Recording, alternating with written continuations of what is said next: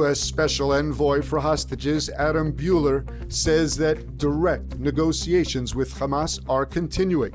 In a series of interviews, Buehler said that efforts to free Israeli hostages via direct talks with Hamas are aimed at freeing American and Israeli hostages held in Gaza, and a deal could be reached within weeks. Buehler said he believed that Hamas would eventually lay down its arms and will not be a part of Gaza's political future. The U.S. envoy said that he understands Israel's concerns, but he is not an agent for Jerusalem, but works for the United States. Buehler said he was working on getting all hostages released and not only Eden Alexander, who has U.S. citizenship. Buehler said there has been progress in talks with Hamas in recent weeks and predicted movement. He said that a deal was set up for Israel to do well. At Washington's urging, Israel today dispatched a delegation to Doha for a fresh round of hostage ceasefire talks between Israel and Hamas, mediated by Qatar, Egypt, and the United States. The first phase of the truce ended on March 1st, with no agreement on what would be next. Israel balked at entering phase 2 of the negotiations to secure a permanent end to the war. Israel has not returned to war, but is warning that the war can soon be renewed.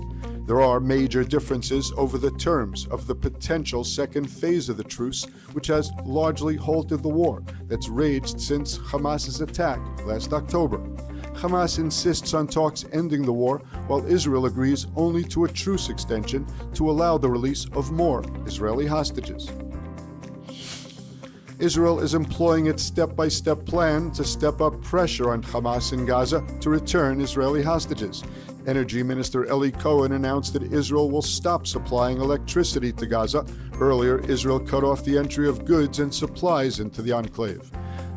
Cohen said that Israel would use every tool it has to ensure that the hostages are returned and that Hamas is not in Gaza after the war. In July, Israel connected a water facility in Gaza to Israel's electric grid to provide water on a medium to long-term basis for Gazans at a rate of up to 20,000 liters per day. Israel has threatened to stop the flow of water into Gaza and has also threatened a return to war, beginning with targeted killings, commando raids, followed by a potential return to a full military operation. Experience the power of truth with ILTV News. If you're looking for quality content and captivating visuals, join our news community and become an integral part of our team as we embark on a mission to unveil the real Israel, dismantling the web of lies and misinformation that surround reporting on Israel. By subscribing to ILTV News, you will not only have access to the latest updates, but you will also amplify our message, creating a ripple effect that carries the truth far and wide. Subscribe today and help reshape the narrative. Available on the web, Android, and Apple.